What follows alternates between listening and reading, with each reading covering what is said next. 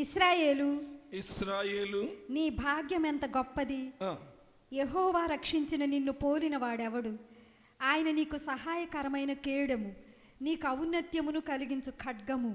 నీ శత్రువులను నీకు లోబడినట్లుగా వారు వేషము వేయుదురు, నీవు వారి ఉన్నత స్థలములను త్రొక్కుదువు. చాలు. ప్రభునందు ప్రియులరా, ఇక్కడ మనం చూసిన దేవుని వాక్యము, ఇశ్రాయేలు నీ భాగ్యమెంత గొప్పది, యెహోవా రక్షించిన నిన్ను పోలిన వాడెవడు. ఇదెంత గొప్ప విషయమో చూడండి. ఆయన నీకు సహాయకరమైన కేడము, నీకు ఔన్నత్యము కలిగించు ఖడ్గము. ఎవరి మాటలు మాట్లాడిన వ్యక్తి ఎవరు ప్రియులరా? మొదటి వచనం, అది కూడా చదువమ్మా, 33:1. మోషే, దైవజనుడైన మోషే మృతి నొందక మునుపు అతడు ఇశ్రాయేలులను దీవించిన విధము ఇది. అది ఎవరంట? ఈ మాటలు పలికిన వ్యక్తి సామాన్యమైన వ్యక్తి కాదు, మోషే అనేటువంటి ఆయన. ప్రియులారా, ఆయన అంటున్న మాట ఇశ్రాయేలుని భాగ్యం ఎంత గొప్పదని, ఇంకా చాలా దీవించిన విధం. ఒక వ్యక్తి నోటిలో దీవెన ఉండటం ఎంత ఆశీర్వాదం ప్రియులారా. దీవించటం అనేది దేవుని కృప. ప్రియులారా, ఈ దినాలలో నోటి నిండా ఏముంటున్నాయి? కోపపు మాటలు, శపించే మాటలు, ఇతరులను నొప్పించేవి, బాధించేవి ఎక్కువగా మానవ జీవితాల్లో మనం మాట్లాడుకునే మాటల్లో ఇవే ఎక్కువగా ఉంటున్నాయి ప్రియులారా. కానీ దీవించే మాటలు నోటిలో ఉండటం ఎంత భాగ్యము ప్రియులారా. అంతేకాదు, ఆ దీవించే వ్యక్తి కూడా ఎలాంటి వాడై ఉండాలి ప్రియులారా? ఆ దీవించే వ్యక్తికి కూడా కొన్ని క్వాలిఫికేషన్స్ ఉండాలి.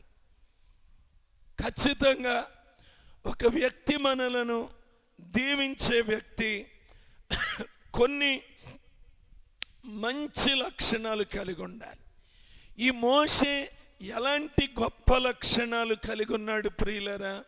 మోషే గారు, మీకు ఐగుప్తు సింహాసనం కావాలా, ఏం కావాలి అంటే ఆయన అంటాడంట, మోషే పెద్దవాడైనప్పుడు 11:24 హెబ్రీ పత్రిక, విశ్వాసమును బట్టి ఐగుప్తు ధనము కంటే క్రీస్తు విషయమైన నింద గొప్ప భాగ్యమని నాకు దేవుని విషయములో నింద గొప్ప భాగ్యము ఎంచుకొని అల్పకాల పాప భోగం అనుభవించుట కంటే పాప భోగాలను అసహించుకోవాలి.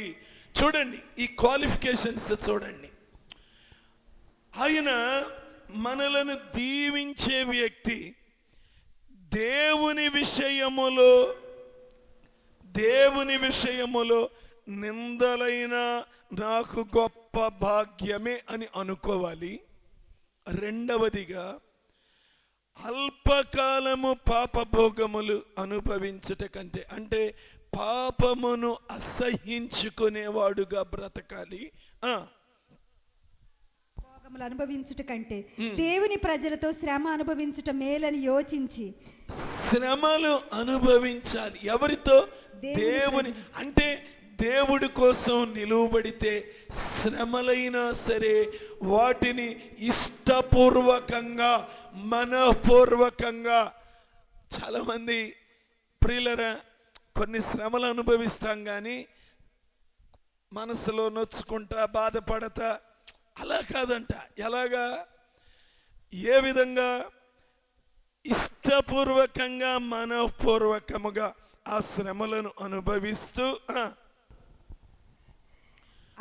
ఫరో కుమార్తె యొక్క అనిపించుకొనుటకు ఒప్పుకొనలేదు. ఫరో కుమార్తె కుమారుణ్ణి, అంటే ఈ లోకము, ఈ లోక వారసత్వమును కోరుకునేవాడిని అని పిలిపించుకోలేదంట. ఈ లోక అధికారములకు వారసుడను, ఇది కాదు ఆయన కోరుకుంది. దేవుని రాజ్యమునకు వారసుడను, పరలోకములో ఉన్న శ్రేష్టమైన బహుమానములకు వారసుడను, నేను అవి కలిగి ఉండి వాటితో నేను దీవించాలి. పరలోకం దృష్టిలో విలువైన వాటిని నేను కలిగి ఉండి, ఏంటి విలువైంది? దేవుని కుమారుడు అనేది విలువైనదా? అనగా దేవుని బిడ్డ. ఫరో కుమార్తె కుమారుడు అనేది విలువైందా? చెప్పండి. దేవుని కుమారుడు, దేవుని బిడ్డ. మోషే నేను హెబ్రీయుడిని, నేను ఇశ్రాయేలీయుడిని, నేను దేవునికి చెందినవాడిని అని పిలిపించుకున్నాడు. కానీ నేను లోకమునకు చెందినవాడిని, నేను ఫరో కుమార్తె కుమారుడిని అని పిలిపించుకోలేదు. ప్రియులారా, ఈ గొప్ప లక్షణాలు మోషేలో ఉన్నాయి. మోషే దేవుడు పిలిచినప్పుడు ఆ హోరేబులో పొద దగ్గర దేవుడు ఆయనకు ప్రత్యక్షమై పిలిచినప్పుడు పిలుపుకు లోబడేవాడుగా ఉన్నాడు. దేవుని పిలుపును గౌరవించేవాడుగా ఉన్నాడు. ప్రియులారా, దేవుని పిలుపుని గౌరవించేవాడుగా ఉన్నాడు. కాబట్టి ఇలాంటి వ్యక్తి ఆశీర్వదించటానికి, దీవించటానికి అర్హుడు. ప్రియులారా, ఈయన 120 సంవత్సరాలు బ్రతికాడంట. దృష్టిలో ఏమన్నా మాంద్యం ఉందా? ప్రియులారా, మనందరం కళ్ళజోళ్ళు ఎందుకు పెట్టుకున్నాం? చెప్పండి, సిగ్గుపడకూడదు. దృష్టిలో మాంద్యం వచ్చింది. కానీ ప్రియులారా, మోషే చనిపోయినప్పుడు 120 సంవత్సరములు ఈడు గలవాడు, అతనికి దృష్టి మాంద్యము లేదు. 34:7 అతనికి దృష్టి మాంద్యము లేదు, అతని సత్తువ తగ్గలేదు. ఓ ప్రియులారా, నేను ఒంగోలు పొందూరు కోటాల్లో ఉన్నప్పుడు నా దగ్గరకు ఒక ఆయన వచ్చాడు. అయ్యా, నాకు ప్రార్థన చెయ్యని ఇట్ట వంగాడు. మీ వయసు ఎంత? ఏం ప్రార్థన చేయాలండి అన్న. అయ్యా, ఈ మధ్య పెద్దగా కనపడతలేదంట. కనపడుతుంది, బైబుల్ చదివేంతగా కనబడతలేదంట. ఓహో, అవునా అండి, ప్రార్థన చేద్దాం. మీ వయసు ఎంత అండి? ఎంతలేయ్యా? 100 సంవత్సరాలే. ఎంతంట? 100 ఏళ్ళేనంట. ప్రియులరా, నాకు ఫ్యూజులు ఎగిరిపోయినాయి. వచ్చి ఇట్ట వంగాడండి నా ముందు. నేను అంతకుముందు ఆయన్ని వాక్యం చెబుతున్నా. అక్కడ 400 మంది ఉన్నారు. ఈయన కర్ర తీసుకుని ఆ ఏరియాలో ఉండే కుక్కల్ని మైలు దూరం తొలుతున్నాడు. పొలాల్లో గెడ్డలుండి రాళ్ళుండి వాటి మధ్యలో కర్ర తీసుకుని తరుముతున్నాడు. ఈయనకి ఏయో ఒక 60-70 ఏళ్ళు ఉంటాయేమోలే అనుకున్నా. ఎవరు తండ్రి ఆయన? మన జాషువా గారి మామగారికి తండ్రి. అంటే చూసారా, వాళ్ళ మామగారికి తండ్రి ఆయన. ఇక ఆయన వయస్సు మీరు ఇప్పుడు అర్థమై ఉంటుంది మీకు. ప్రియులరా, నాకెంత ఆశ్చర్యం వేసిందో. నిజంగా అది దేవుడి కృప. సరే, మోషే గారిలో దృష్టి మాంద్యం లేదు, సత్తువ తగ్గలేదు. అవసాన కాలములో ఆయన మనస్సులో వచ్చిన ఆలోచన ఏంటో తెలుసా ప్రియులారా? నేను దీవించాలి. ప్రియులారా, ఇది కూడా గమనించండి. వృద్ధాప్యంలో పెద్దలారా మీరు దయచేసి వినండి. మీ నోటి నిండా దీవెనలు నింపబడునుగాక. ఎప్పుడు నింపబడతాయి? బాగా ప్రార్థనతో నింపబడుతున్నప్పుడు, బాగా దేవుని వాక్యంతో నింపబడుతున్నప్పుడు, విశ్వాసంతో నింపబడుతున్నప్పుడు మీరిచ్చే దీవెనలు తరతరములకు అవి ఆశీర్వాదం. యేసు ప్రభువుని ఎరిగినటువంటి వారు ఏ మోషేనే దీవించాలా? మనం దీవించకూడదా? మోషేకి ఏమన్నా స్పెషల్ క్వాలిటీస్ ఉన్నాయా? ఏం లేవు, వేరే క్వాలిటీస్ ఏం లేవు. ఆయన దగ్గర ఉంది ఏంటంటే దేవుడికి లోబడే క్వాలిటీస్ ఒక్కటే ఉన్నాయి. అవి ఆయన్ను ఉన్నతుడిగా చేసినాయి, అవి ఆయన్ను దీవించేవాడుగా చేసినాయి. మనం కూడా దేవుణ్ణి కలిగి ఉంటే చాలు ప్రియులారా, నీకు ఆ క్వాలిటీ ఉన్నట్లే. నువ్వు నామకార్థంగా కాదు, బాగా నింపబడుతూ ఉండాలి. నువ్వు అటు తిరుగుతున్నా ఇటు తిరుగుతున్నా, ప్రభువా నా కుమారుణ్ణి దీవించు, నా కుమారు దీవించు, నా మనముణ్ణి దీవించు, నా మనమరాల్ని దీవించు, వాళ్ళు రక్షణ పొందాలి, మారు మనస్సు పొందాలి, దేవుణ్ణి గుర్తెరగాలి అని నీ హృదయములో ఎల్లప్పుడూ ప్రార్థన చేసే వ్యక్తివిగా ఉంటే ఖచ్చితంగా నీ ప్రార్థన, నీ దీవెనలు వారికి ఆశీర్వాదకరంగా మారతాయి. ప్రియులారా, కాబట్టి ఇక్కడ మోషే ఈ వృద్ధాప్యంలో నాకు నిజంగా ఈ మోషే దీవించేటువంటి ఈ విధానం నాకు యేసుక్రీస్తు ప్రభుల వారు కూడా పరలోకానికి ఆరోహణమై వెళ్ళేటప్పుడు ఏం చేశాడు? లూకాసు వార్త 24వ అధ్యాయం 50వ వచనం ఒక్కసారి చూడండి. లూకాసు వార్త 20. ఆయన బేతనియ వరకు వారిని తీసుకొని పోయి చేతులెత్తి వారిని ఆశీర్వదించాడు. చూసారా, ఇది దేవుని గుణ లక్షణం. ఆశీర్వదించటం, దీవించటం దేవుని అత్యున్నతమైన గుణ లక్షణం. ప్రియులారా, చేతులెత్తి ఆశీర్వదించాడంట. మనం ఇక మీదట అనేకులను ఆశీర్వదించే వారంగా మారాలి. ఆ మోషే గారు ఏమని దీవిస్తున్నాడు? ఇప్పుడు 29వ వచనం మరలా, ఇశ్రాయేలు నీ భాగ్యం ఎంత గొప్పది, యెహోవా రక్షించిన నిన్ను పోలిన వాడెవడు. ఓ చూడండి, ఇక్కడ నీ భాగ్యము ఎంత గొప్పది, నువ్వు ఎంత ధన్యుడవు, నీవు ఎంత ధన్యకరమైన వ్యక్తివి. ఇశ్రాయేలు మొదటి పదమే చూడండి. ఒకప్పుడు యాకోబుగా ఉన్నవాడివి, ఈ రోజున ఇక ఆయన జ్ఞాపకం చేసుకోవటంలో యాకోబు నీ భాగ్యం ఎంత గొప్పదంటమలా ఏమంటున్నాడు?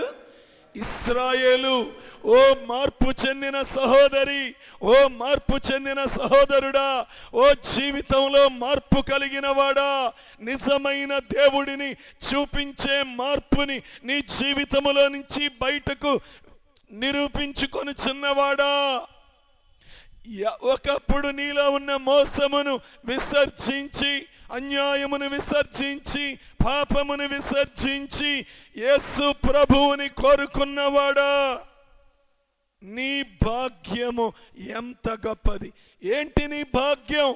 ఎబ్బోకురేవు దగ్గర యేసయ్యను కలుసుకున్నావు, దేవుణ్ణి కలుసుకున్నావు, దేవుణ్ణి కలుసుకున్నావు, దేవుణ్ణి కలిగి ఉన్నావు. ఏమంటుంది వాక్యం? యెహోవా తమకు దేవుడుగా కలిగిన జనులు, అది భాగ్యవంతమైన జీవితం, ధన్యకరమైన జీవితం. నువ్వు క్రీస్తు ప్రభువుని రక్షకుడుగా జీవితంలో సంపాదించుకుంటే, జీవితం మార్పు చెందితే అది గొప్పది ప్రియులారా. మోషే గారు చెప్తున్న విలువైన మాట, నీ జీవితంలో ఏమన్నా ఇక్కడ మీరు చదవండి, నాకేమన్నా కనబడలేదేమో. ఆస్తిపాస్తులున్న వాళ్ళు మీ భాగ్యము గొప్పది అన్నాడా? పేరు ప్రఖ్యాతులు ఉన్నవారు మీ భాగ్యం గొప్పది అన్నాడా? కార్లు అంతస్తులు ఉన్నవాళ్ళు మీ భాగ్యము గొప్పది అన్నాడా? ప్రియులరా, ఉన్నతమైనటువంటి హోదాలలో ఉన్నవారులరా మీ భాగ్యం గొప్పది అన్నారా? అనలేదు. ఎవరిది గొప్పదంట? యెహోవా రక్షించిన వారి భాగ్యము గొప్పది.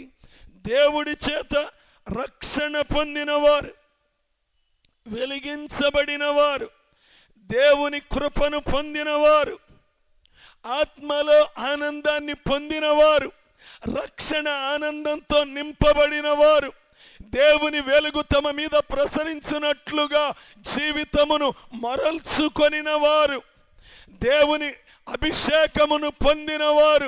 ఓ ప్రజలారా, ఓ ఇశ్రాయేలు, నీవు ధన్యుడవు, నీవు దేవునితో పోరాడావు, గెలిచాకుంటాడు. ఎంత గొప్ప భాగ్యం! కాబట్టి ఎవరు భాగ్యవంతులంటే దేవుడిని, నిజమైన రక్షకుడిని గుర్తెరిగిన వారు భాగ్యవంతులు. యేసు ప్రభు లోకరక్షకుడు అని గుర్తెరిగిన వాళ్ళు భాగ్యవంతులు. ఏమండి, జక్కయ్య ఎప్పుడు భాగ్యవంతుడయ్యాడు? లోకంలో ఆ సంపాదనల వెంట పరిగెత్తినంత కాలం భాగ్యవంతుడు కాలేదు ప్రియులరా. ఏ రోజైతే యేసు ఎవరో చూడాలి అనే ఆశ ఆయనకు కలిగిందో ప్రియులరా, ఆ రోజునే ఆయన భాగ్యవంతుడుగా మారాడు. ఆ యేసు ప్రభువుని గుర్తెరిగి అన్యాయం చేసిన వారిని, మోసం చేసిన వారిని, వారికి తిరిగి ఎవరెవరికి అన్యాయం చేశాడో ఆ మోసమంతా వదిలివేసి ఎప్పుడైతే యేసు ప్రభుని రక్షకుడుగా అంగీకరించాడో అప్పుడు భాగ్యవంతుడయ్యాడు.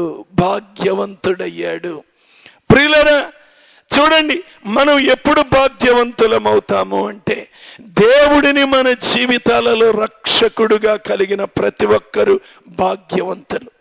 ఎవరు భాగ్యవంతులు మీకు చెప్తాను.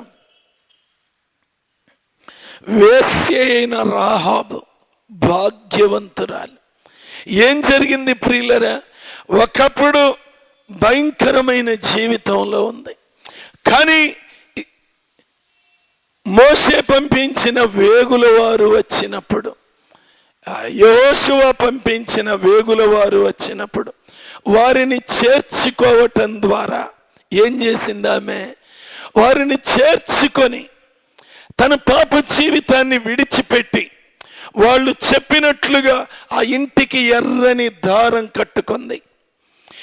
ఆ యెరికో పట్టణాన్ని నశింప చేయటానికి యెహోషువ ఆ పట్టణం మీద దాడి చేసినప్పుడు తన కుటుంబం అంతటినీ కూడా ఆ ఎర్రని దారము కట్టబడిన ఇంటిలోనికి చేర్చుకొని అందరినీ కాపాడుకున్నది ప్రియులారా. ఆమె భాగ్యవంతురాలు. నీ కుటుంబాన్ని కాపాడుకునే నువ్వు భాగ్యవంతురాలివి ప్రియులారా. యెరికో పట్టణం అంత నశించిపోయింది, కానీ ఒక్క రాహాబు కుటుంబము మాత్రమే కాపాడబడింది. కారణం ఆమె భాగ్యవంతురాలు. తన ఇంటికి ఎర్రని దారం కట్టుకున్నది. ఆ గొర్రెపిల్ల రక్తమునకు సాదృశ్యమైన ఎర్రని దారాన్ని ఆమె కట్టుకున్నది. అందుకే ఆమె భాగ్యవంతురాలు. అందుకే సల్మాను ఆమెను చూసి అన్నాడు. సల్మాన్ అంటే ఎవరో తెలుసా ప్రియులరా? ఇశ్రాయేలీలలో ప్రధానమైన ఒక రాజకుమారుడు లాంటివాడు. అలాంటి వాడు రాహాబును చూసి ఏం చేశాడు? వివాహం చేసుకున్నాడు.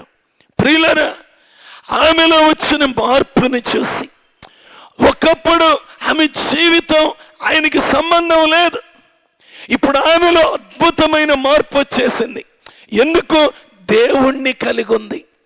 దేవుణ్ణి కలిగేసరికి ఆమెలో వచ్చిన ఆ అద్భుతమైన మార్పు చూసిన సల్మాను ఫ్లాట్ అయిపోయాడు.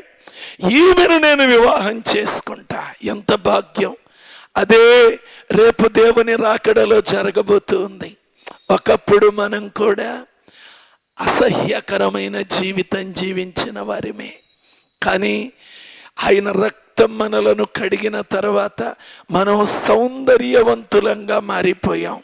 రేపు మధ్యాకాశంలోనికి యేసు ప్రభువారు వచ్చిన తర్వాత ఆయన ఏమంటాడో తెలుసా? నా సౌందర్యవతి, నా సుందరి అని మనల్ని పిలవబోతున్నాడు ప్రియులారా. ఎందుకంటే రక్షింపబడిన వ్యక్తి యొక్క భాగ్యము ఎంతో గొప్పది ప్రియులారా. కాబట్టి ఇంకా మీరు చూడండి, మోయాబుకు చెందిన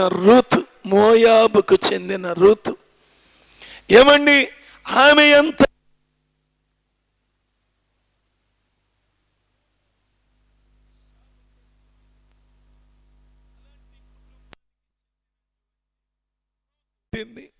మోయాబులో ఉండేటువంటి ఆ భయంకరమైనటువంటి వ్యర్థత్వమంతా, శరీరతత్వమంతా, పాపమును ప్రేరేపించే స్వభావములు కలిగిన ఆ మోయాబు స్వభావాన్ని ఆమె విడిచిపెట్టేసింది. ప్రియులరా, బెత్లెహేమును కోరుకున్నది, దేవుని జనాంగాన్ని కోరుకున్నది. అప్పుడు ఆమె సౌందర్యవంతురాలైపోయింది. ఆ బెత్లెహేము పట్టణములో ధనికుడైనటువంటి బోయజు ఆమెను చూశాడు. ఆ బోయజు ఆమెను చూసి ఆమెను వివాహమాడాడు. ప్రియులరా, అదే వంశంలో రాహాబుకి రూతు, ఆ వంశంలో ఆ కనెక్షన్ అంతా సల్మానికి బోయజు కదా. ఆ బోయజు వంశంలో నుండే ఓబేదు, యెషయి, దావీదు, అదే వంశంలో నుంచి యేసు ప్రభు. అంటే వీళ్ళ భాగ్యం ఎంత గొప్పదో చూడండి. దేవుణ్ణి జీవితంలోనికి ఆహ్వానించటం ద్వారా వారి వంశములోనికి యేసు ప్రభు వారు వచ్చారు. కాబట్టి రక్షింపబడిన వ్యక్తి భాగ్యవంతుడు, భాగ్యవంతురాలు. జీవితం మారిన వ్యక్తి యాకోబు ఇశ్రాయేలుగా మారటం ఎంత భాగ్యవంతుడు. అబ్రహాముగా మారటం ఎంత భాగ్యవంతుడు. శారాయి జగడగొండి శారా రాజకుమారిగా మారటం ఎంత భాగ్యవంతురాలు. ప్రియులరా, ఇవన్నీ యేసు ప్రభు రక్తంలో కడగబడటం ద్వారా. వాక్యంలో మొదటి మాట, ఇశ్రాయేలు నీ భాగ్యం ఎంత గొప్పది. రెండవదిగా, యెహోవా రక్షించిన నిన్ను పోలిన వాడెవడు. ప్రియులరా, దేవుడు మనల్ని ఏ పోలికలో చేశాడు? నిజంగా తన స్వరూపములో తన పోలికలో చేశాడు అని బైబిల్ మాట్లాడుతూ ఉన్నది. ప్రియులారా, ఇలాంటి పోలికను తన పోలికలో చేయటమే కాకుండా సృష్టి యావత్తు మీద అధికారం కూడా ఇచ్చాడు. కానీ మానవుడు ఎప్పుడైతే పాపము చేశాడో, అవిధేయుడయ్యాడో, ఈ కృపను పోగొట్టుకున్నాడు. కానీ ఒక మానవుడు ఎప్పుడైతే యాకోబు ఇశ్రాయేలుగా మారాడో, ఆయన పోలికలో మార్పు వచ్చిందంట. పాడైపోయిన రూపం తిరిగి రూపుదిద్దబడినది. ఎలాగా మారిపోయాడు? యేసు ప్రభు రక్తములో కడగబడిన తరువాత దేవుని ఆత్మ ఆ వ్యక్తి మీదకి వస్తుంది. ప్రియులారా, ఆ వ్యక్తి మీదకి వచ్చిన తరువాత మరలా తిరిగి మనం ఎలా మారిపోతాము అంటే, ఒకప్పుడు పాప స్వభావము, మన రూపం మారిపోయింది, వికారమైన రూపము. మన ముఖములో సాతాను శక్తులు, చీకటి శక్తులు తాండవమాడే రూపం. కానీ ఆయన మనలను కడిగిన తరువాత, ఆయన రక్తంలో మనం శుద్ధీకరించబడిన తర్వాత మన పోలిక ఎలా మారిపోయిందో తెలుసా? మీరు ఏర్పరచబడిన వంశమును, రాజులైన మారిపోయింది మన పోలిక.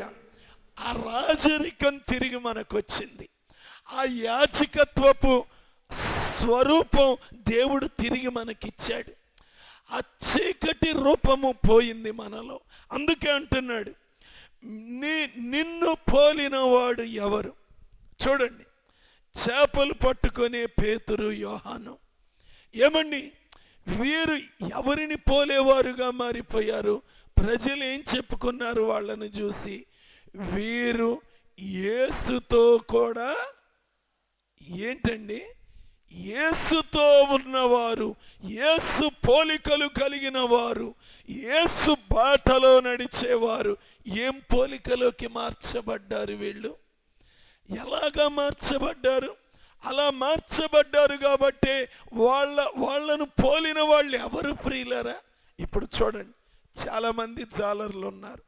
పేతురు యోహానుల కంటే నైపుణ్యంగా వలలు విసిరేవాళ్ళు ఆ గలిలయ సముద్ర తీరంలో ఎంతోమంది ఉన్నారు. కానీ పేతురు యోహాను వెళుతూ పుట్టింది మొదలుకొని కుంటివాడి దగ్గరకు వచ్చేమన్నారు? నజరేయుడైన యేసుక్రీస్తు నామములో లే అంటే వాడు లేచి నడవటం మొదలు పెట్టాడు. మిగిలిన వాళ్ళు ఆ మాట అంటే వాళ్ళు లేచి నడుస్తారా? అందుకే వాళ్ళను పోలిన వారు ఎవరు అంటుంది బైబిల్. ప్రియులారా, ప్రజలు అనుకున్నారు వీళ్ళు పామర్లు, చదువు రాని వాళ్ళు అనుకున్నారు. ఇలాంటి వారు నిలువబడి మాట్లాడుతుంటే అక్కడున్న శాస్త్రులు, పరిసయ్యులు, సద్దూకయ్యులు వాళ్ళకి ఏం మాట్లాడాలో అర్థం కాలేదు. ఎక్కడి నుంచి వచ్చిందిరా బాబు వీళ్ళకి ఇంత జ్ఞానం?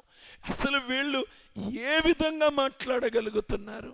అనగా వాళ్ళ పోలిక ఒకప్పుడు వాళ్ళను ఏ విధంగా పోల్చుకున్నారో ఇక ఆ పోలిక ఇప్పుడు వాళ్ళల్లో లేదు. వాళ్ళల్లో క్రీస్తు ప్రభు యొక్క పోలిక వచ్చేసింది. వాళ్ళ ముందు రోగాలు నిలబడటం లేదు, వాళ్ళ ముందు పాపము నిలబడటం లేదు. నీ పాపము నువ్వు ఘోర దుర్నీతిలో దుష్టత్వంలో ఉన్నావు అని గద్దించి పాపము వాళ్ళ ముందు నిలవబడటల్లా. వీరి పోలిక ముందు పాపపు పోలిక నిలబడలేకపోతా ఉంది. వీరి ముందు రోగాలు నిలబడటంలా, వీరి ముందు మరణం నిలవబడిందా? మరణం కూడా నిలవబడలేదు. ప్రియులారా, ఏం పోలిక ఈ పోలిక? క్రీస్తును కలిగినటువంటి పోలిక. ప్రియులారా, వీరు దేవుని ఆత్మతో నింపబడ్డారు. బైబిల్లో పరిశుద్ధాత్మతోను విశ్వాసముతోను నిండియుండెను అని కూడా బైబిల్లో స్టెఫనును గురించి రాసేటప్పుడు కూడా చూస్తాం. 6వ అధ్యాయం అపోస్తలుల కార్యాల్లో.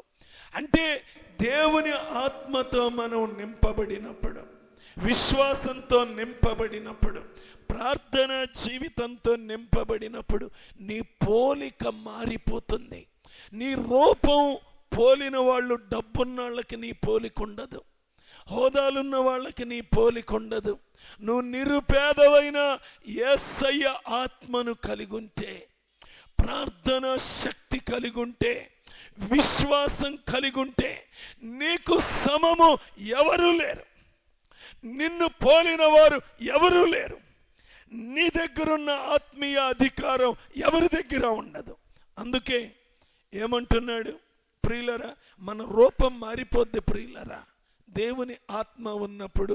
ఇప్పుడు చూడండి, మోషే దేవునితో కొండ మీద కొంతకాలం 40 రోజులుండి దిగొస్తుంటే ఇశ్రాయేలీయులు ఏమన్నారు చెప్పండి? ఏమన్నారు? అమ్మో, మేము నిన్ను చూడలేకపోతున్నాం, నీ వెలుగును చూడలేకపోతున్నాం, నువ్వు కూడా దేవునిలాగా ప్రకాశిస్తూ ఉన్నావు. అవును ప్రియులారా, దేవుని వలె మారిపోయాడు. ముసుకేసుకుంటే గాని చూడగలిగారు మోషే గారిని. చూసారా? అంటే మనం దేవుని ఆత్మతో నింపబడితే మనలను పోలిన వారు ఎవ్వరూ ఉండరు ప్రియులారా.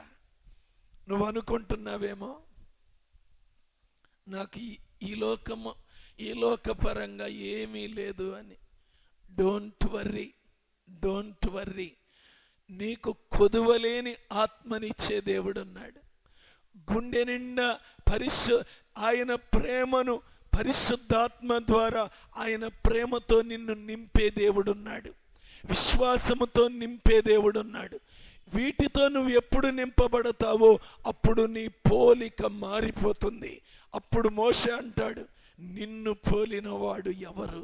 ప్రియులారా, నిజంగా దేవుడిని కలిగి దేవుని ఆత్మ నింపుదల కలిగిన వ్యక్తికి సముడు ఎవరు ప్రియులారా? ఎవ్వరూ లేరు ఈ లోకంలో. ప్రియులారా, నేను గమనించాను, అస్సలు చదువుకోని వాళ్ళు ప్రియులారా, వాళ్ళకి ఈ లోకపరంగా ఏమీ తెలియని దైవజనుల దగ్గర చాలామంది దగ్గర నేను ఎదిగాను. చాలామంది ఆ రోజుల్లో నేను ఎదుగుతూ ఉన్న తొలి దినాల్లో అలాంటి దైవజనుల దగ్గర నేను ఉన్నాను. వాళ్ళ ముఖాలలో వాళ్ళు మనుషులు నల్లగుండేవాళ్ళు. వాళ్ళ ముఖాలలో దేవుని వెలుగు ప్రకాశిస్తూ ఉండేది. ఎందుకంటే వాళ్ళు ప్రార్థనతో నింపబడేవారు, దేవుని ఆత్మతో నింపబడేవారు. వాళ్ళతో మాట్లాడాలంటే ఎంత సంతోషంగా ఉండేదో. వాళ్ళల్లో ఉన్న దేదీప్యమానమైన వెలుగు, ఒక్క మాటన్నా మాట్లాడాలి వీళ్ళతో, ఎంత పరవశమవుతా ఉండేదో హృదయం. ప్రియులరా, అందుకే మనం దేవుని ఆత్మతో నింపబడాలి. దేవుని యొక్క ప్రియులరా ఈ విశ్వాసంతో నింపబడితే నీకు సమమైన వ్యక్తి ఎవ్వరు ఉండరు. మూడవదిగా ఆయన నీకు సహాయకరమైన కేడెము. ప్రియులరా, ఈ దేవుడు మనకు సహాయకరమైన కేడెము. నిజమే కదా, రాత్రి కూడా విన్నాం. దావీదు జీవితంలో ఎవరు ఆయనకి సహాయకరమైన కేడెం? ప్రియులరా, ఇక్కడ కాదు, ఒంగోలులో చెప్పాను. సరే, దావీదు జీవితంలో ఎవరు ఆయనకి సహాయకరమైన కేడెము? దేవుడే.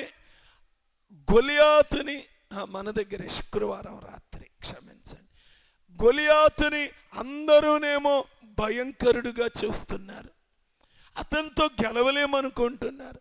అతని ఎత్తు, అతని రూపము, అతని బలము, అతని దేహదారుఢ్యము చూసి అందరూ భయపడుతున్నారు.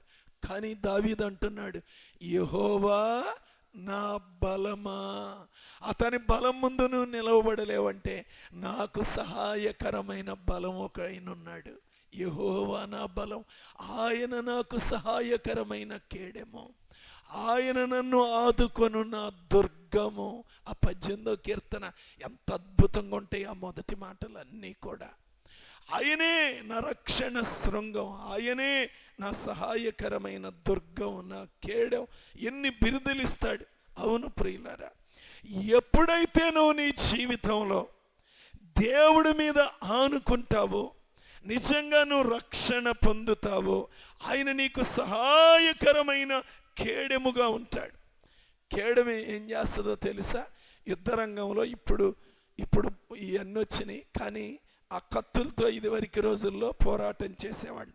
ఈ కేడెము ఏం చేసేవాళ్ళు? శత్రువు వీళ్ళ చేతుల్లో ఒక చేతిలో ఖడ్గం ఉండేది ఒక సైనికుడికి, రెండవ చేతిలో కేడెం ఉంటుంది. శత్రువు వచ్చి యుద్ధం చేస్తూ ఈ వ్యక్తిని, ఈ సైనికుడిని పడవబోయేటప్పుడు ఆ కేడెం అడ్డం పెట్టుకునేవాడు. ఆ కేడానికి తగిలితే ఆ కత్తంగిపోద్ది, కానీ వీళ్ళకేమీ జరగదు. ప్రియులారా, దేవుడు అలాగా కేడముగా ఉంటాడంట, సహాయకరమైన కేడముగా ఉంటాడు. ప్రియులారా, ఎంత గొప్ప దేవుడు ప్రియులారా. అందుకే ఆ కేడెం ఏమంటుందో తెలుసా ప్రియులారా? యాకోబులో ఏ మంత్రము లేదు, ఇశ్రాయేలులో ఏ శకునము లేదు. అంటే ఏంటి? ఏంది చెప్పండి, నాకు తెలీదు. ఆయన నీకు కేడెంగా ఉంటాడు. నీకు వ్యతిరేకముగా మంత్రతంత్రాలు చేయొచ్చు, చేతబడులు చేయొచ్చు, ఏదైనా చేయొచ్చు. కానీ తల్లెత్తండి, జాగ్రత్తగానండి ప్రియులరా, ఏదైనా చేయొచ్చు. కానీ ఆయన మనకి ఎలా ఉంటాడంట? సహాయకరమైన కేడెంగా ఉంటాడు. ఎవరికి? రక్షణ పొందిన బిడ్డలకు, ఇశ్రాయేలుగా మారిన బిడ్డలకు, జీవితంలో మార్పు కలిగి జీవించే బిడ్డలకు. అరే, కొంతమంది 3 రోజులకు ఒకటి చెబుతుంటారు, అయ్యా సైతానుడు అట్ట దాడి చేశాడు, సైతానుడు ఎట్ట దాడి చేశాడు.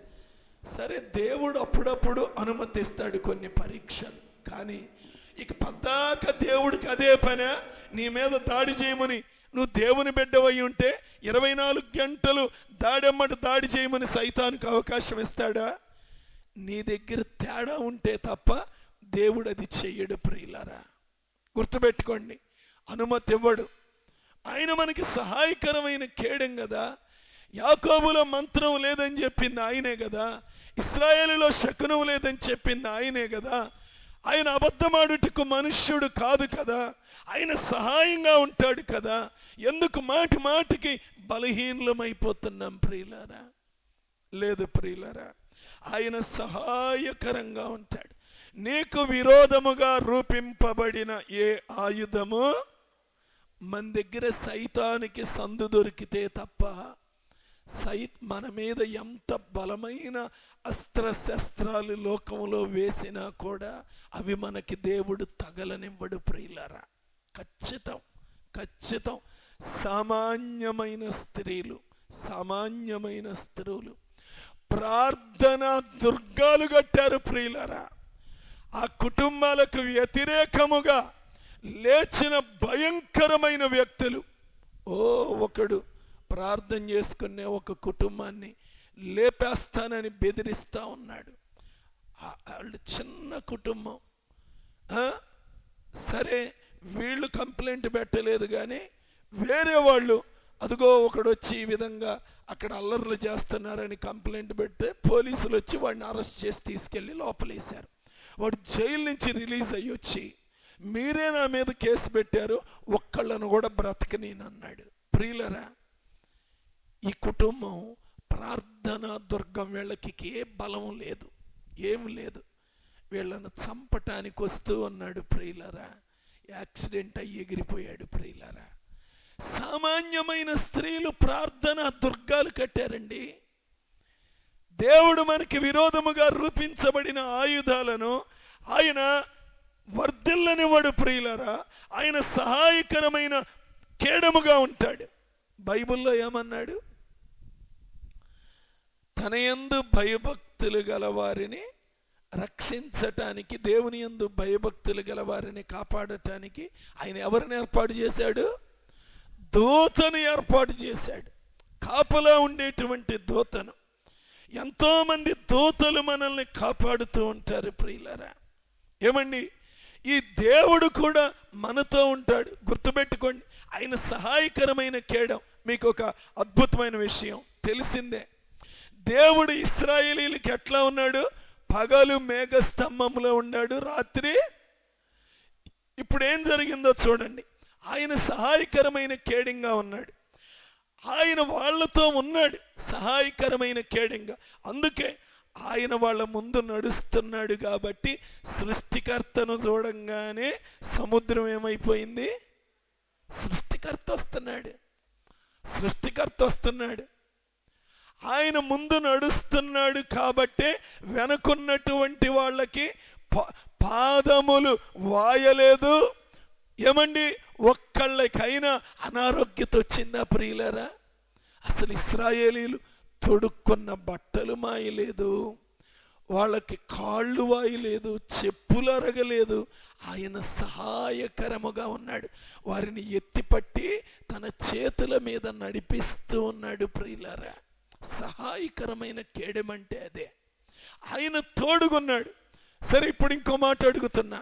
ఎరుకో పట్టణం మీద ఎన్ని బాణాలు వేశారు, ఎన్ని గన్నలు పెట్టారు, ఎన్ని ఫిరంగులు పెట్టి కాల్చారో చెప్పండి, చెప్పాలి. ఎరికో పట్టణం మీద యెహోషువ నేతృత్వంలో ఎన్ని బాంబులు వేశారు? ప్రియులరా, ఎట్టా కూలిపోయింది? ఆయన వెళుతూ ఉంటే అది కూలిపోయింది. ముందు నడుస్తున్నాడు కదా, వారికి సహాయకరంగా ఉన్నాడు కదా, ఆయన సహాయకరమైన కేడం కదా. ఆయన సహాయం చేసుకుంటూ దుర్గాలను పడగొట్టుకుంటూ వెళ్ళిపోయాడు. ప్రియులారా, నీ జీవితంలో వీటన్నిటి ద్వారా దేవుడు చెప్తుంది ఏంటో తెలుసా? నేను నీతో ఉంటా, నీకు సహాయకరమైన కేడంగా ఉంటా. నువ్వు మార్పు చెందితే చాలు, నువ్వు ఇశ్రాయేలుగా మారితే చాలు, నువ్వు రక్షణ పొందితే చాలు, నీ జీవితంలో మార్పు వస్తే చాలు, నువ్వు భాగ్యవంతుడివి. నీకంటే ధనవంతుడి భూమి మీద ఎవ్వరూ లేరు. ఏమండి, ఆ పెద్ద ఉద్యోగాలు చేసేవాళ్ళు ధనవంతులండి అనుకుంటున్నావా? దేవుడు రక్షించిన నీకంటే ధనవంతుడు ఎవ్వరూ లేరు. ఆయనే నీకు సహాయకరమైన కేడెము. ఆ తర్వాత నీకు ఔన్నత్యమును కలిగించు ఖడ్గము. ఓ, నీకు ఔన్నత్యాన్ని కలిగించే ఖడ్గమంట. ప్రియులారా, ప్రియులారా, ఎలాంటి ఖడ్గంగా ఉంటాడో తెలుసా? గిద్యోను దగ్గర ఎంతమంది ఉన్నారు చెప్పండి ఒక్కసారి. సరే, ముందు బయలుదేరారు 32,000 మంది. 32,000 మందిలో దేవుడు అన్నాడు, ఎందుకబ్బా ఇంతమంది? భయం పుట్టే వాళ్ళని వెనక్కి యుద్ధంలో నుంచి వెళ్ళిపోమ్మని అన్నాడు. ఎదురేమో మిడతల దండంతున్నారు, వీళ్ళేమో 32,000. వీళ్ళేమనుకుంటున్నారు, అమ్మో వాళ్ళు అంతమంది ఉండారు, మనమేమో 32,000, మనమే అడిగి గెలుస్తాం అని వీళ్ళు అంటుంటే దేవుడేమన్నాడు, 32,000 మంది ఎందుకు అబ్బాయి వాళ్ళ మీద గెలవటానికి? భయం పుట్టే వాళ్ళని వెళ్ళిపోమ్మని అన్నాడు. 22,000 మంది వెళ్ళిపోయారు. ఎంతమంది మిగిలారక? 10,000 మిగిలారు. దేవుడు అన్నాడు, ఈ 10,000 మందిలో మరి పైకి ఉన్నారు, కానీ ఏళ్ళల్లో ఎంతమంది పిరికాళ్ళు ఉండారో మీకు చెబుతా. మళ్ళీ నిలబడతా ఉండే దేవుడి కోసం అంటారు చాలామంది. సమస్య రానంత వరకు, శోధన రానంత వరకు, అందుకే తలుపులు తీసి పెట్టే ఎవరిని వచ్చి నిలబడి ఏయ్ ప్రార్థన అనంగానే పారిపోవటానికి. ప్రియులరా, ఏమండి, శ్రమ రానంత వరకు, శోధన రానంత వరకు అందరం భక్తులమే. ప్రియులరా, వచ్చినప్పుడు నిలబడాలి. దేవుడు అంటున్నాడు 10,000 మంది ఉండారు, వాళ్ళు ఎదుట మిడతల దండంతా అంటే గుట్లు ఉన్నారు. ప్రియులరా, దేవుడు అంటున్నాడు 10,000 ఎందుకు అబ్బాయి అని ఒక పరీక్ష పెట్టాడు. ఆ నీళ్లు త్రాగే పరీక్ష పెడితే 9,700 మంది తేలిపోయారు. అబ్బాయి వీళ్ళందరినీ తీసేయి అన్నాడు. ఎంతమంది మిగిలారు? 300. ఎదురుగా విస్తారమైన సైన్యం. ప్రియులరా, కానీ ప్రియులరా, ఈ 300 మందితో వెళ్ళారు. అప్పుడు ఏమని కేకలు వేశారో తెలుసా? చూడండి ఒక్కసారి. న్యాయాధిపతుల గ్రంథము 7వ అధ్యాయము 22వ వచనము. ఆ 300 మంది బోరలను ఊదినప్పుడు యెహోవా దండంతటిలోను ప్రతివాని ఖడ్గమును వాని పొరుగు వాని మీదికి తిప్పెను. క్షమించమ్మా, 20వ వచనం. అట్లా ఆ మూడు గుంపుల వారు బోరలను ఊదుచు ఆ కొండలను పగలగొట్టి ఎడమ చేతుల్లో దివిటీలను, కుడి చేతుల్లో ఊదుటకు బోరలను పట్టుకొని యెహోవా ఖడ్గము గిద్యోను ఖడ్గమని కేకలు వేసి. ఏ ఖడ్గం అంట? యెహోవా ఖడ్గము, గిద్యోను ఖడ్గము అని కేకలు వేశారంట. ప్రియులారా, ఎప్పుడైతే ఏమండి వీళ్ళు కేకలు వేశారో వాళ్ళల్లో వాళ్ళే తమ ఖడ్గం తమ పొరుగువాడికి వ్యతిరేకంగా తిప్పి వాళ్ళల్లో వాళ్ళే పొడుచుకొని శత్రువులందరూ కూడా చచ్చిపోయారు. ఎలాంటి ఖడ్గమో తెలుసా? దేవుని ఖడ్గం. నీ చేతులకు మురికంటకుండా, మట్టి అంటకుండా పోరాటం చేసే ఖడ్గం. ప్రియులరా, ఈ ఖడ్గం దేవుడు నీ దగ్గర పెట్టాడు, బలమైన ఖడ్గం. ఈ ఖడ్గం ఒక్కటి నీ దగ్గర ఉంటే చాలు. ఏంటో ఆ ఖడ్గం తెలుసా? హెబ్రీ 4:12. దేవుని వాక్యం అనే ఖడ్గం. దేవుని వాక్యము సజీవమై, ఎందుకనగా దేవుని వాక్యము సజీవము బలము గలదై రెండంచులు గల ఎటువంటి ఖడ్గము కంటేను వాడిగలదై ఉన్నది. ప్రాణాత్మలను కేళ్లను మూలుగను విభజిస్తున్నంత మట్టుకు దూరుచు. హృదయం యొక్క తలంపులను ఆలోచనను శోధించుచున్నది. ఓ లోపల దాకా వెళ్ళిపోయిందంటే ఇది ఎంత బలమైన ఖడ్గం. ప్రియులారా, ఈ శ్రేష్టమైన ఖడ్గం నీ లోపలికి వెళితే ఎంత మేలో తెలుసా? లోపలున్న దేవునికి అయిష్టమైనవన్నీ తీసివేసి నిన్ను శ్రేష్టమైన వ్యక్తిగా నిలబెడుతుంది. నీవు శ్రేష్ఠుడవుగా మారుతావు. ఎవరు శ్రేష్ఠులంట? భూమి మీద ఉన్న భక్తులే శ్రేష్ఠులు. దేవుని వాక్యంతో నింపబడిన వారు శ్రేష్ఠులు. ప్రియులారా, దేవుని వాక్యానుసారముగా జీవించేవారు శ్రేష్ఠులు. అది బైబిల్ ఇచ్చే నిర్వచనం. భూమి మీదనున్న భక్తులే శ్రేష్ఠులు, వారు నాకు కేవలము ఇష్టలు. దేవుడికి ఇష్టం ఎవరంటే భక్తులు. భక్తులు ఎవరు అంటే ఎవరిళ్ళు? ఈ శ్రేష్ఠులైన భక్తులు ఎవరు? వాక్యముతో నింపబడిన వారు, వాక్యానుసారముగా నడుచుకునేవారు, ఈ శ్రేష్టమైన వాక్యమును ధరించిన వారు. నేను మీతో చెప్పు మాటలు ఆత్మయు జీవమునయ్యున్నవి అంటాడు 6:63 యోహాను సువార్తలో. ఆయన మనతో చెప్పే మాటలు ఆత్మయు జీవము. అవి మనలో ఉంటే, ఆ శ్రేష్టమైన ఖడ్గం నీ దగ్గరుంటే ప్రియులరా, ఎంత గొప్ప కార్యాలు జరుగుతాయో. అందుకే దేవుని చేత ఇశ్రాయేలు నీ భాగ్యం ఎంత గొప్పది. అది నీకు ఔన్నత్యమును కలిగించే ఖడ్గం. ఏం కలిగిస్తుంది? ఔన్నత్యాన్ని. మనల్ని గొప్ప వ్యక్తులుగా చేసేది దేవుని వాక్యం. నువ్వు వాక్యానుసారంగా జీవిస్తే, వాక్యానుసారంగా ఆయన చిత్తము చొప్పున నడుచుకుంటే నీకు ఔన్నత్యం, పరలోకములో ఉన్నతమైన స్థలం.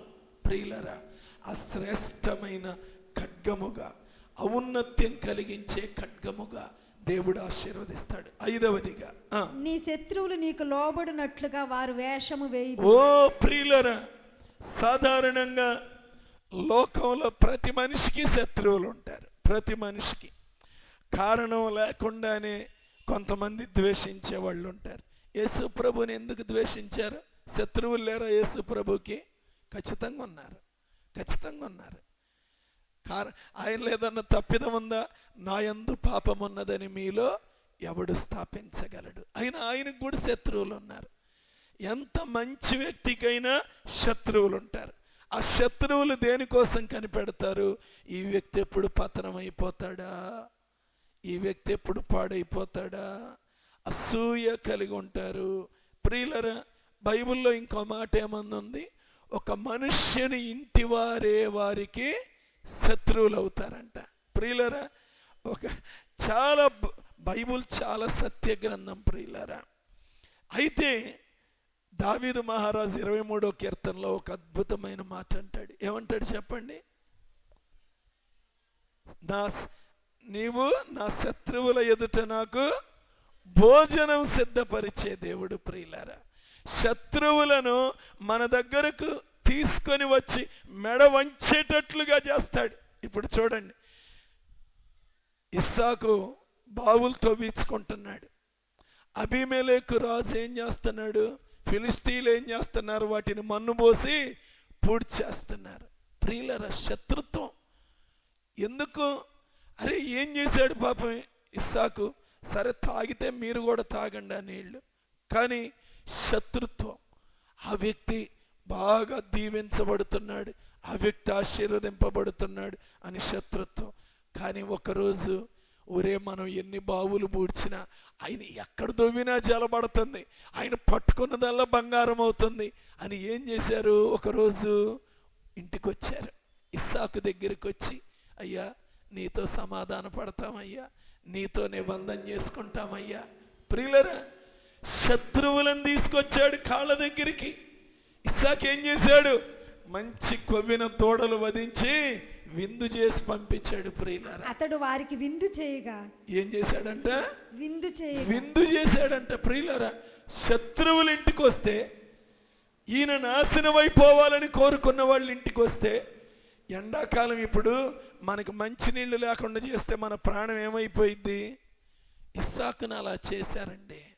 ఇస్సాకు బావి దవ్వుకుంటే బ్రతకటానికి, ఆ నీళ్లు త్రాగటానికి, ఆయన సంపద బ్రతికేది. మరి ఆ నీరు తాగాలి కదా బ్రతకాలంటే. శత్రువు చూడండి ఎంత భయంకరంగా ఉంటాడు. అయితే శత్రువుని చూసి నువ్వు సమస్యలొద్దు అంటున్నాడు దేవుడు. నా శత్రువుల ఎదుట నీవు నాకు భోజనము సిద్ధపరచుదవు, నూనెతో నా తల అంటి ఉన్నావు. చేశారా? మన దేవుడు ఎవరనుకుంటున్నావు? బలశౌర్యములు కలిగిన దేవుడు, యుద్ధశూరుడైన దేవుడు. ప్రియులరా, శత్రువు మనకి చెడ్డ పేరు తేవాలనుకుంటాడు, నష్టం చేయాలనుకుంటాడు. కానీ దేవుడేమంటాడో తెలుసా? నిన్ను ఆశీర్వదించి నీ నామమును గొప్ప చేస్తా. శత్రువేమో నీకు నష్టం చేయాలి, నువ్వు నాశనం అయిపోవాలి, నువ్వు ఇబ్బంది పడాలి, నీకు చెడ్డ పేరు రావాలి అని శత్రువు కోరుకుంటాడు. కానీ రక్షణ పొందిన బిడ్డతో దేవుడు మాట్లాడుతున్న మాట ఏమంటాడు? చెప్పండి. ఇప్పుడే చెప్పాను కదా, నిన్ను ఆశీర్వదిస్తా, నీ నామాన్ని గొప్ప చేస్తా, నువ్వు ఆశీర్వాదంగా మారిపోతావు. నువ్వు ఎవరిని దీవిస్తే వాళ్ళు దీవించబడతారు. ప్రియులరా, ఎలాంటి దేవుడు ప్రియులరా! దానియేలు మీద కక్షగట్టి సింహపు బోనులో వేశారు శత్రువులు. రాజు కూడా వాళ్ళతో ఏకీభవించాడు. ఆ టైంలో చివరికి ఏమయ్యారు? రాజు కూడా సమాధి దగ్గరకు వచ్చి ఏమని కేక వేస్తున్నాడు? జీవము గల దేవుని సేవకుడవైన దానియేలు. అంటే రాజు సేవకుడు కదా, రాజు దగ్గర కదా పనిచేసేది. నా సేవకుడా దానియేలు అని పిలవాలి కదా. కానీ రాజు పిలుపు మారిపోయింది. జీవము గల దేవుని సేవకుడవైన దానియేలు, నీకు వ్యతిరేకంగా మేమేం చేసినా మా వల్ల ఏమీ కాదయ్యా, మా వల్ల ఏమీ కాదు. నెబుకద్నెజరు తొడగొట్టాడంట. ఏం కొట్టాడు? తొడగొట్టాడంట. మనాళ్ళు సినిమా యాక్టర్లు రాజకీయాల్లో కొంతమంది ఉండి అప్పుడప్పుడు తొడలు కొడుతుంటారు. ప్రియులరా, ప్రత్యర్థి పార్టీల మీద ప్రియులరు తొడలు కొడతారు. ఈ అలవాటు నెబుకద్నెజరు కూడా షడ్రక్ మేషక్ అబేద్నెగోల మీద ఏం కొట్టాడు? తొడగొట్టాడు. రేయ్ అగ్నిగుండం 7 అంతలు చేయండి రా, వీళ్ళ సంగతి చూడాలన్నాడు. ప్రియులరా, ఏం చేశాడు? 7 అంతలు చేశాడు. చివరికి అగ్నిగుండంలో వీళ్ళు ఏం చేస్తున్నారు? ఏసీ రూమ్లో తిరిగినట్టు చక్కగా వీళ్ళు తిరుగుతున్నారు. ఏ రూమ్లో తిరిగినట్టు? ఈ శత్రువుకు లోపల ఉడికిపోతుంది. ఇదేందిరా బాబు, వాళ్ళు వామ్మో వాయో నాయనో అని కేకలేసి నెబుకద్నెజరు గారు బుద్ధిగడ్డి తిని మేము తప్పు చేశాము ఇంకెప్పుడు చేయమని కేకలేస్తారని అనుకుంటుంటే వాళ్ళేమో ఏసీ రూమ్లో తిరిగినట్టు తిరుగుతున్నారు. శత్రువుల ఎదుట మన తల పైకెత్తే దేవుడు. మనం రక్షింపబడిన వారిమైతే దేవుడు మనలను దీవిస్తాడు. చివరిగా ప్రియులారా, చివరిగా నీవు వారి ఉన్నత స్థలములను త్రొక్కుదు. ఏం చేస్తాడంట? ఉన్నత స్థలములను త్రొక్కుదవు. ప్రియులరా, ప్రియులరా, ప్రియులరా, యేసు ప్రభు వారు ఏం చేశాడో తెలుసా? ఆ ఘట సర్పమైన సైతానుని తన పాదాలతో తొక్కాడు. ప్రియులరా, ఆయన యొక్క చేతులు ఆ చేతులకు మేకులు బిగించబడుతూ ఉన్నప్పుడు ఆ జాలువారుతున్న రక్తం ఏం చేసిందో తెలుసా? ఆ మరణము యొక్క బలము కలిగిన సైతాను తలను ఆయన రక్తం ఏం చేసిందిక? చితకగొట్టేసింది. ఆ నిర్దోషి రక్తం తగలగానే ఆ పాపికి వాడిలో ఉన్నదల్లా ఏమి రక్తం? రక్తం కదా. ఎప్పుడైతే నిర్దోష రక్తం తగిలిందో వాడు ప్రియులారా, వాడి రూపమంతా కూడా వికారమైపోయింది. వాడు చితకతొక్కబడ్డాడు. ప్రియులారా, దేవుడు మనల్ని అందుకే అంటున్నాడు, పాములను తేళ్లను తొక్కటానికి శత్రుబలమంతటి మీద నేను మీకు అధికారం ఇచ్చానంటాడు లోక 10:19. ప్రియులారా, మీ అందరికీ తెలుసు అనుకుంటా సాధు కిషాన్ సింగ్ ఎంతమందికి తెలుసో నాకు తెలియదు కానీ ప్రియులారా, ఆయన పుస్తకం ఉంది, చదవండి. అద్భుతమైన పుస్తకం. సాధు కిషాన్ సింగ్ ఒక గ్రామంలో సువార్త చెప్పటానికి వీలు లేదు అన్నారు. ఈయన నేను చెప్తానయ్యా అంటే ఒప్పుకోలా. ఈయన ఆ గ్రామంలోనికి వెళ్తే సరే వాళ్ళు ఒక పందెం పెట్టారు. నువ్వు బైబిల్లో మీ బైబిల్లో ఉంది కదా, ఏ సర్పము మీకేమీ చేయలేదని. అక్క వింటున్నారా అందరూ? కాస్త కళ్ళు తెరిసానండి. మీ బైబిల్లో ఉంది కదా, మీ దేవుడు గొప్ప దేవుడు అయితే ఈ గ్రామంలో మీరు సువార్త చెప్పాలి అని అనుకుంటే మేమందరం లోబడతాం. ఏం చేస్తామో తెలుసా అని చెప్పి భయంకరమైన విష సర్పాలు 2 తీసుకొచ్చారు. ప్రియులారా, నేను చూశాను. ఆయన్ని వ్యక్తిగతంగా నేను కలిశాను, నేను చూశాను అన్నమాట. ఆయన్ని ఇక్కడ కరిపించారు. ప్రియులారా, కరిపించారు. భయంకరమైన విష సర్పాలు. కింద పడ్డాడు, నురుకక్కుతున్నాడు. కాసేపట్లో చచ్చిపోతాడు. ఈయన పేడ మనకి విరగడైపోయిద్ది. రోజు యేసు ప్రభు అని ఊర్లోకి వచ్చి మనల్ని ఇసుకిస్తున్నాడు. ఈ రోజుతో ఇక ఈయన చరిత్ర అయిపోయిందని వాళ్ళు ఆనందపడుతున్నారు. నురుగక్కుతున్నాడు. ఇక వెళ్ళిపోయారు. అయిపోయిందిలే, పోయాడు, పానిండి, తర్వాత చూద్దామని. పొద్దున్నే ప్రియులరా, ఈ రాత్రికి అయిపోతాడు, పొద్దున్నే ఆడో కాల్చిపాడేద్దాం అనుకున్నారు. పొద్దున్నే ఇళ్ళు నిద్రలేసి ఇంట్లో నుంచి బయటకు వస్తుంటే గ్రామం నడిబొడ్డులో నిలబడి ప్రభువునందు ప్రియులారా అంటున్నాడు. వాళ్ళకి మైండ్ బ్లాక్ అయిపోయింది. వెంటనే ప్రియులారా, ఆ గ్రామములో ఉన్న వాళ్ళందరూ మారు మనసు పొందారు. అందరూ ప్రభువుని రక్షకుడిగా అంగీకరించారు. ఒకసారి చప్పట్లు కొట్టండి దేవుని మహిమ కోసం. ప్రియులారా, శత్రు బలమంతటి మీద అధికారం ఇచ్చే దేవుడు. ఆయన నామములో దయ్యములను వెళ్ళగొట్టే అధికారం ఇచ్చిన దేవుడు. ప్రియులారా, ఖచ్చితంగా ఆయన నామములో మనం దయ్యాలను వెళ్ళగొట్టగలం. ప్రియులారా, ఆ కృప దేవుడు మనకిస్తాడు. నేను ఒక విశ్వాసిగా ఎదిగే సమయంలో నాకు ఎక్కువగా ప్రీచింగ్ బాధ్యతలు ఎక్కువగా పడే. మా దైవజనుడు వేరొక ఊరు వెళ్ళేవాడు. ఉపవాస ప్రార్థనలో తరచుగా నాకు పడతా ఉండేది. ఒక ఉపవాస ప్రార్థనలో గంభీరంగా వాక్యం చెబుతున్నా, ఇంతలోకి మాకు మందిరం పట్టక బయట కూడా మేము షెడ్యూల్ దించుకొని ఉంటాము. అక్కడ కొంతమంది, చాలామంది బయట కూడా ఒక 100 మంది కూర్చుంటారు. అక్కడి నుంచి పురుషులు గబగబా, వాక్యం అయిపోయింది, ఇక పురుషులు గబగబా నా దగ్గరికి వచ్చారు. మోకాళ్ళుంచి ప్రార్థన మొదలు పెట్టగానే, అయ్యా ఒక ఆమెకి దయ్యం బట్టి బయట నాన్న అడావుడి చేస్తుంది అయ్యా, నువ్వు రా అయ్యా అన్నారు. ఇది ఏడకొచ్చింది. ప్రియులారా, ఎందుకు ఎప్పుడు అలవాట్లేదుగా మనకి అదే మొదటి అనుభవం. ఆమె వీళ్ళంకెట్ట ఇట్ట చూస్తుంది, అరుస్తుంది. వాళ్ళందరూ ఆమెను చూసి, ఇక మన ఆడాళ్ళు అయితే ఇక రన్నింగ్ రేస్ పీటీ ఉషా చాలదు వీళ్ళ దెబ్బకి. అటు పరిగెత్తున్నారు, ఇటు పరిగెత్తున్నారు, డిస్టర్బెన్స్ అయిపోతుంది. అక్కడ వాతావరణం అంతా, చెప్పిన వాక్యం అంతా వేస్ట్ అయిపోబోతుంది. ఏం చేయాలో అర్థం కాల. ప్రియులరా, ఏం చేయలేదండి. ప్రభువా, నాతో యవనస్తులు అక్కడ ఉన్న వాళ్ళని రండి అన్న, ఆమె చుట్టూ మోకరించండి అన్న. మరి నేనే ముందు మోకరించాలి? ఎవరు ప్రార్థన చేస్తారు? ఎవరికి ధైర్యం ఉంటుంది? చెయ్యండి అన్న. ఇక నేను మొదలుపెట్టా, నా రక్షణ కోసం నేను కేకలేస్తున్నా, యేసయ్యా ఈ చీకటిని బందీ అయ్యా. కానీ కరుణామయుడండి, అధికారం మన దగ్గర ఉంటుందండి. ప్రియులరా, ఆ ప్రార్థన అయిపోయేసరికి ఎంత సాధుజీవి అయిపోయిందో, ఏం జరిగిందో ఆమెకు అర్థం కాల. ఆ ప్రార్థన ఎక్కువసేపు కూడా చేయలేదు, ఒక్క 10 నిమిషాలు. ఈ 10 నిమిషాలు ప్రభువా ముందు అది మా మీదకి రాకుండా చెయ్యని మనసులో అనుకుంటా, బయటికి అనలేంగా, బయటికి మాత్రం గంభీరంగా చేస్తున్నాం, యేసు నామములో ఆజ్ఞాపిస్తున్నాం అంటున్నాం.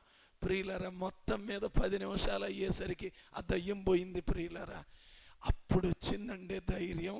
నిజంగా ఇంత పిరికితనం ఉన్నా కూడా దేవుడు కనికరించి కార్యం చేశాడు.